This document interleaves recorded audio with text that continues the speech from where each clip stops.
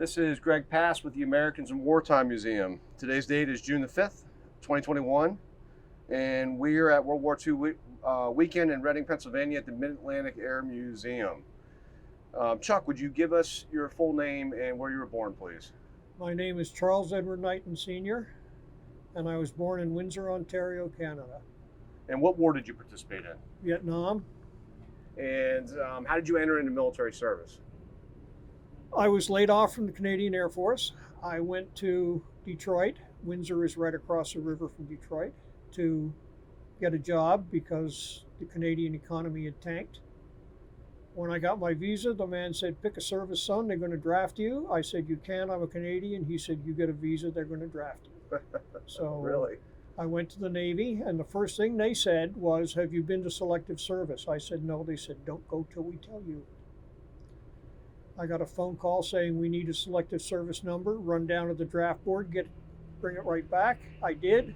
That was Wednesday. I was sworn in on Friday, and Saturday I was in Navy boot camp. And Monday I got my draft notice in Navy boot camp. And that's something.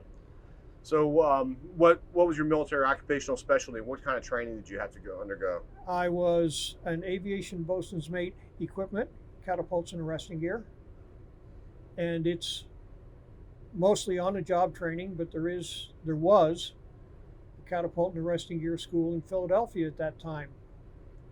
And I did go to the school, and just as a side point, while I was in Philly going to school, I went to a USO dance and met a young lady on the good ship Lollipop, and she is now my wife of 54 years. Wow, congratulations. Very cool. Yes.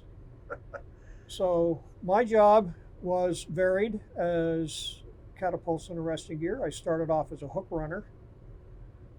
If you're familiar with carrier operations, when the plane lands, the hook grabs the wire, and there's somebody that runs out on the deck with a great big bar in their hand to make sure the wire comes out of the hook. That was my first job on the flight deck. And So myself and probably a lot of people might watch this have never been on a naval ship, and this is an aircraft carrier, obviously.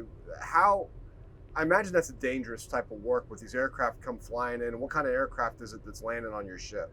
We had F-8 Crusaders, A-4D Douglas Skyhawks, AD-5 Douglas Sky Raiders, and we had an A-3 Douglas Sky Warrior, light bomber, 2-engine, and helicopters. And I don't think we previously stated, what ship was this? USS Oriskany, CVA-34. She was the last Essex carrier, started for the Second World War, stopped at the end of the war. Korea started, they finished her off, and she served in Korea. If you've ever seen the movie The Bridges of Toko-Ri, she was a straight decker, and that was the Oriskany. So she's in the movies. How big is this ship, and what's the approximate? How many men serve that ship? Ship's company 2,500 approximately. Air groups aboard add another 3,000, and she's 990 some feet long. Flight deck was 65 feet above the water line. Wow. When I was aboard, it was an angle deck. So you could have aircraft up forward, and if you missed the wire, they just kept on going and didn't have a problem. Gotcha. Straight deckers, if you've ever seen them, if they didn't catch the wire, they went into a barricade, hopefully. So you go through your training. When was the first time that you saw the ship, and where was that? I caught the Oriskany at sea. I was high-lined from an oiler onto the Oriskany. What does that mean? They stretch a rope between the ships, a chair with a pulley on it. You get in the chair, and they pull you across to the other ship. What's that like? What's that experience like? Well, I started out on a DLG from Subic Bay. I was high-lined to the oiler, and then from the oiler I was high-lined to the Oriskany. So I did that twice. and it is not a really good way to travel. Thank you. I imagine it's not. It was an experience. I'm glad I did it, but I really don't want to do it again. Do you remember the date that you first got on this ship, Uh, or the month and the year? 1963, and I'm not sure of the month. It's on my DD 214, but I don't Gotcha. remember. Yeah, gotcha. So, how did that ship support the war effort in Vietnam, and what was your role on the ship, day-to-day type activities during the conflict? Well, as I say, I started out as a hook runner. I then went to engine operator, the arresting gear engine, number 3 engine. From there, I was a weight checker, person who goes around and gets the weight of the aircraft so that you can show it to the catapult officer, and he knows how much steam to set to fire the catapults. And lastly, I was a hookup PO. I was the last guy out before they shot him off. I had a 3-man crew, 2 bridle men and a holdback, and that's what I was when I got out. Gotcha. And what did we do to support? Whatever they wanted them to do. The AD-5, if you're not familiar with it, an AD-5 can carry its own weight in armament and fuel. So between rockets and bombs and flares and fuel tanks and whatever, it is a ground attack support aircraft. One of the largest, it is the largest single engine Navy aircraft. I don't know what else to compare it to, but to be honest, an absolutely fantastic airplane. One of the things they did at dusk, we sent an AD off, and the main road north-south along the coast in Vietnam was referred to as US 1, same as US 1 on the east coast of the US. And what they used to do is what the British mosquitoes did during the Second World War. They ran up and down the road at night with their wheels down, approximately 4 to 6 feet off the ground, in what was called a high-speed taxi. They were airborne, but they had the wheels down just in case. And if there was anything on the road, they shot it up. If it was really good, they dropped a bomb. If it was really, really good, they called it an airstrike. And they ran all night, came back at dawn. And that was one of the things they did. The other thing, we had F-8 Crusaders. They were supposedly fighters, but they also carried, they had wing mounts. And one of the bridges was giving everybody a hard time, and because the aircraft they were using to try and bomb them were too slow. So they hung 1,000-pound bombs, a 1,000-pound bomb under each wing of an F-8 Crusader, and took the bridge out. And the reason they knew they had it, when the pilots came back, they said, "How do you know you hit your target?" When we started, the bridge was there. When we left, there were pieces on the hillside. That's pretty good evidence. Yeah. So that was basically it. To say what it was like, there was one session we did 120 days straight. They flew the first sortie at 2 o'clock in the afternoon. And we flew every, I'm sorry, I'm going to get a drink.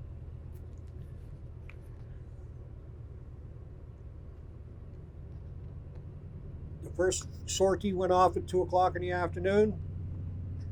The next one went off at 4. The first sortie recovered, and we launched launched every 4 hours until 10 o'clock the next morning. We had 4 hours down for maintenance and started again. And we did that 120 days straight. Wow. The longest at sea period since the Second World War.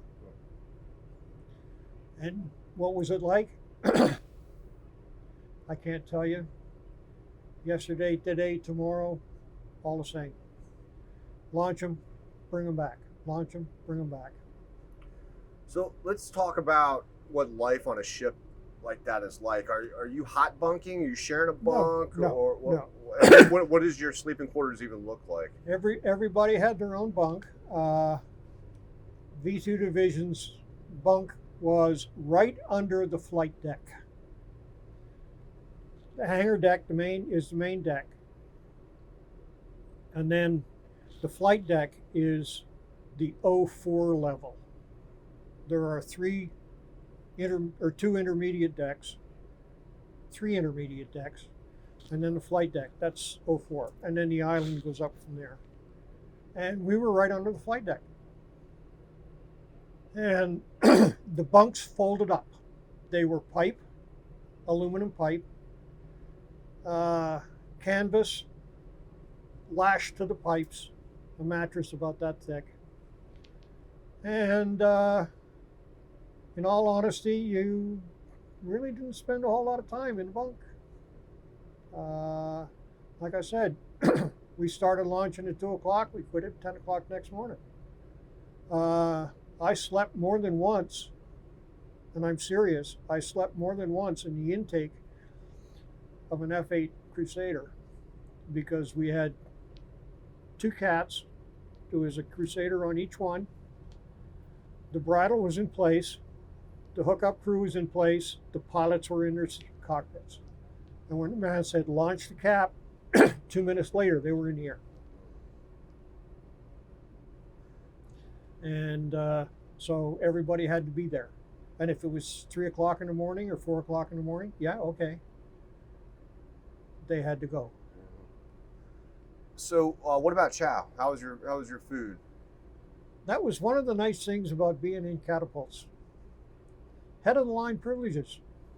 We can't have the cat down for too long.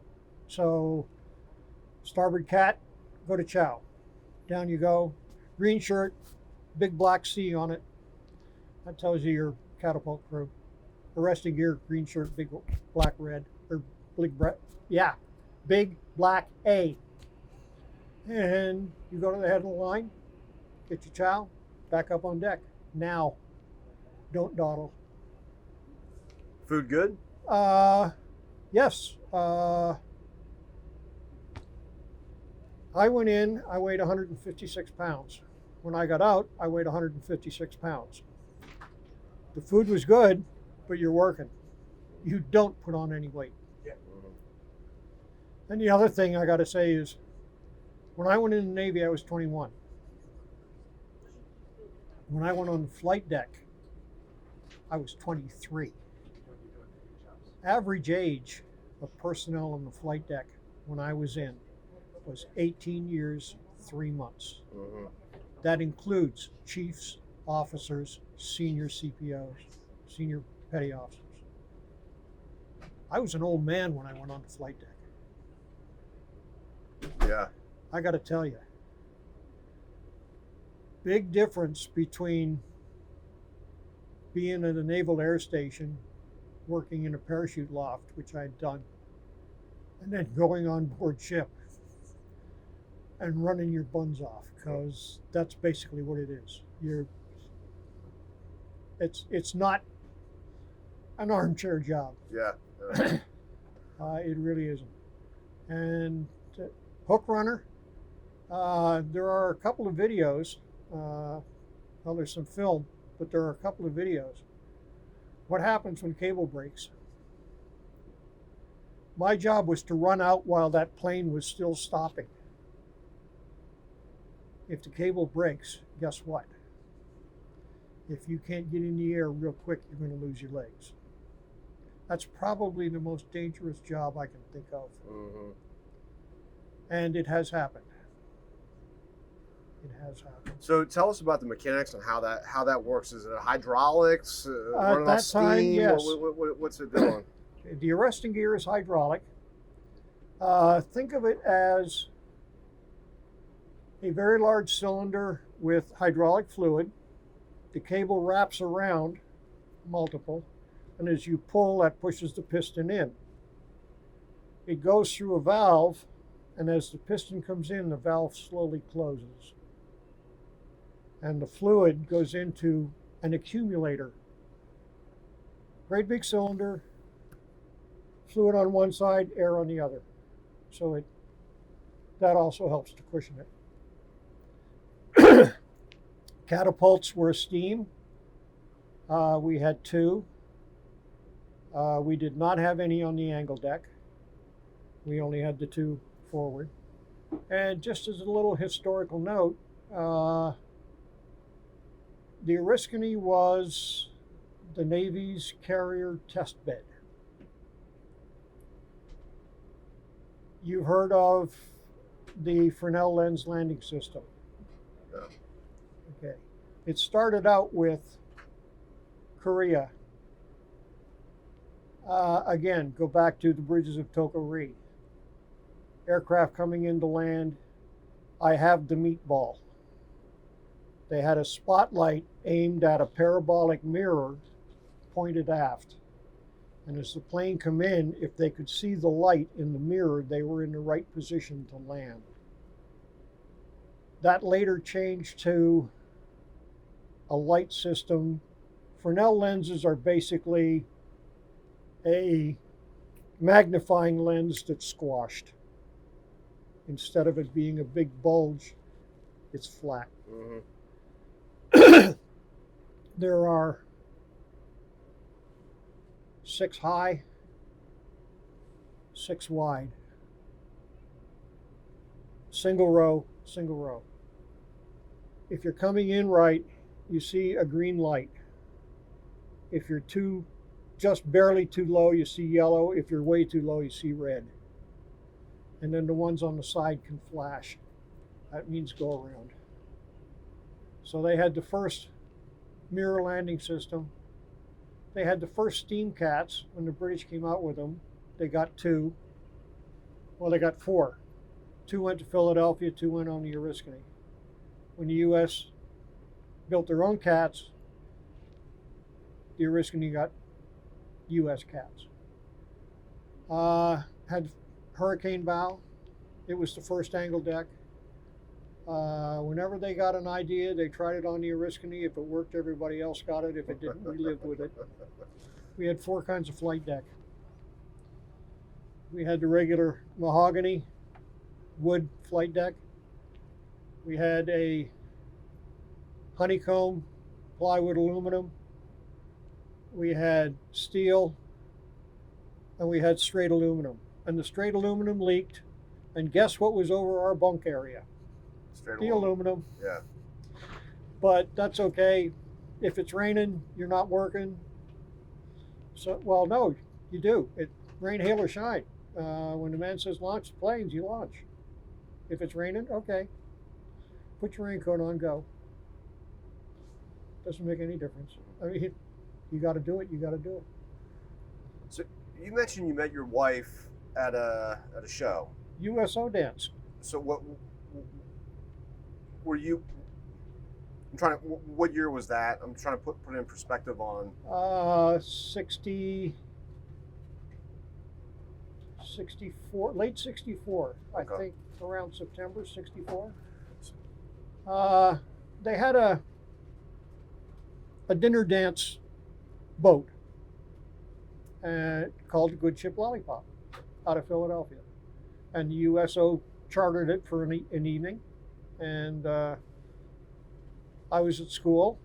I don't know Philadelphia. Where the heck was Philadelphia? Come on, I'm from Canada. I didn't have any idea where Pennsylvania was. Okay? They said, get on the plane, go here. Okay. I don't know anything about the city. I heard that the USO had a dance. I figured I got nothing else to do tonight, so I went. And I met her there. So how did you keep in contact with her when you were on the ship? Did you guys have access to phone calls, or you guys Well, use not like on a the Mars no system or something? Or mail. One of the things about in the war zone, franking. You write free in the upper right-hand corner of the envelope and put it in the mail. She had to put stamps on, but I didn't. yeah, It's called free franking. was the mail But, yeah. pretty consistent and reliable? Yes, very, very, very. One of the nice things was I used to get care packages. Mhm. She is an excellent cook. And all your buddies probably tried stealing all that stuff, right? I always got my mail as soon as it arrived because if there was a package, there was something good in it. Yeah. And yes, I got to share. Yeah. But yeah, we were engaged for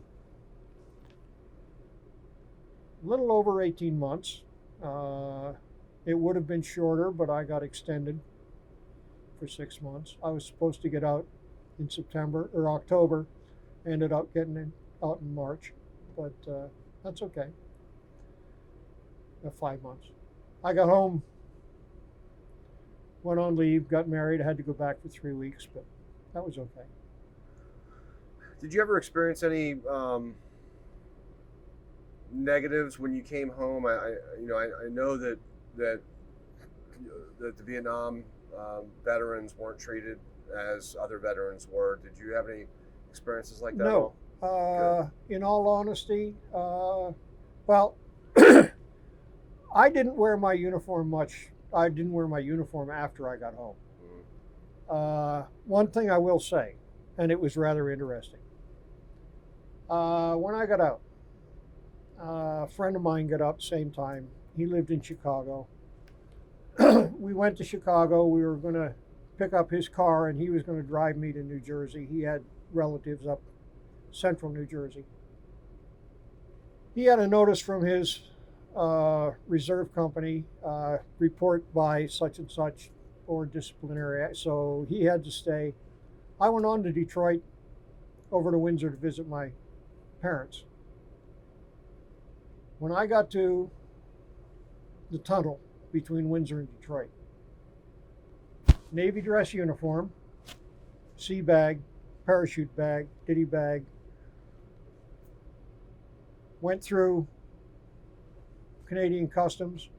Where were you born? Windsor. Kept right on walking. Didn't even slow down. Coming back, same thing. Dress blue uniform, sea bag, ditty bag, parachute bag. Going through American Customs. Where were you born? Windsor. Kept right on walking. Now, if you can't prove that you have been a citizen for ever, you get held up and questioned and all kinds of things. But back then, 66, it was like an open border. Mm-hmm. And as far as wearing a uniform, nobody said anything to me. But then, aside from the Oriskany patch, there was nothing to say that I may have served in Vietnam. I was a sailor. That was it. Mm-hmm. Not a Marine, not in the Army. That's where the prejudice was. Gotcha. As far as the Navy went, I could have been stationed at Great Lakes. Yeah. Okay? Yeah. So, no, I didn't have any problem. As far as anybody making no, none at all. When you think of your time in military service, do you have any particular memories that you fondly think back at? Not anything in particular. To say that at the time it was reasonably exciting. Again, come on, I was 21. Well, actually, when I went in service first time, I went in Canadian Auxiliary, I was 16. Everybody in my family was in the service except my mother. My sister, my two younger brothers, my dad, all my uncles, two of my aunts. Military service, yeah, that's what you do. So, no, it was that's what you do. Mhm. Uh, the attitude between the U.S. and Canada at that time was kind of different. Uh, San Diego, sailors and dogs keep off the grass. Up in Canada, no, uniform meant something different. I don't know if it still is, but at that time it was grossly different. How do you think that your military service shaped you into the man that you are today? Uh, there is a certain amount of precision that you have to have in the military. I think that's carried over a little bit. I really don't like things to be sloppy. Other than that, I don't think it's made a whole lot of difference. If you had a young man or a young woman that came to you and said they were thinking about enlisting in the U.S. Navy or any branch of service for that matter, what advice would you give them on how to have a successful career in the military? The military requires a certain mindset. Uh, there really is no place for frivolity. If you're not serious about what you're going to do, don't do it. Uh, you're making a commitment. Uh, and you may be in a position where you might have to do harm, however you want to put it, to another human being. If you're not going to be able to do that, this is not for you. Uh, this is not a vacation. This is not a way to see the world. This is a very serious job. If you're not going to look at it that way, this isn't the way to go. And if you're going to make it a career, which I had every intention of doing, except for one thing, aviation bosun's mate is a seagoing rate. There was only two places where you could get shore duty. One was Philadelphia at that time, and the other one was in California. I don't remember exactly where. But other than that, you're going to be at sea because that's where the catapults are. If it hadn't been for that, and the fact that I got married, I probably would have stayed in. I intended to make the Air Force my career, but things changed, and I got laid off, which sounds ridiculous, but it's true. But other than that, yeah, I had intended to make military my career, but aviation bosun's mate is not a career for a married man. Mm-hmm. Something else, I might have. Other than that, yeah, I think I could have done it. Well, I find your story interesting. The life on a ship must be something that's quite memorable. Uh, yes, uh, back then, a cruise was 18 months. From the time you left San Diego until we got back was approximately 18 months. Now, every 3 months or so, we pull into port for a couple of weeks. Sasebo, Japan is very interesting. The Philippines, uh, and then back out again, 2, 3 months, pull into port for a couple of weeks, back out again. Hit Hong Kong, very interesting place. And I have to admit, it's an eye opener to see other cultures. But now, I'm not sure how they do it. I think they're At sea periods are shorter. Uh, it does present a little bit of a stress. Come on, 18 months. Yeah. And again, married man, wife's in San Diego. If that was the case, you're gone for 18 months. That's pretty rough on a marriage. Even if you're not, a seagoing rate and you have a chance to have a job shoreside sometime, but still, 18 months, that's a long time to sea. Yes, it is. And I'm surprised that more marriages didn't break up at that time between the Vietnam thing and the at sea periods. But again, as far as a career goes, I wouldn't knock it if somebody was interested. If nothing else, just the experience, the education. Yeah. I'm going to do an aside. Boot camp, San Diego. I salute funny. That's what I was taught, and I did that for a long time.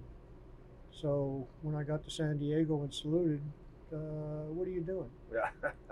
I march funny, wrist cocked, shoulder high. I about face funny. Turn, bring your foot up. Here, it's put your foot back and turn. Did I stick out in boot camp? Yeah, kind of. Which can make life difficult. Oh no, I had a ball. I drove them nuts. My company commander went buggy. But other than that, yeah, it's not a bad life if that's what you're inclined to do. But you got to be serious. Yeah. It's not something you're going to do for fun. Not at all. Well, I thank you for giving us some time out of the day and telling us your story. And on behalf of the Americans in Wartime Museum, thank you. And more importantly, thank you for your service. Pleasure to meet you, Chuck. Well done.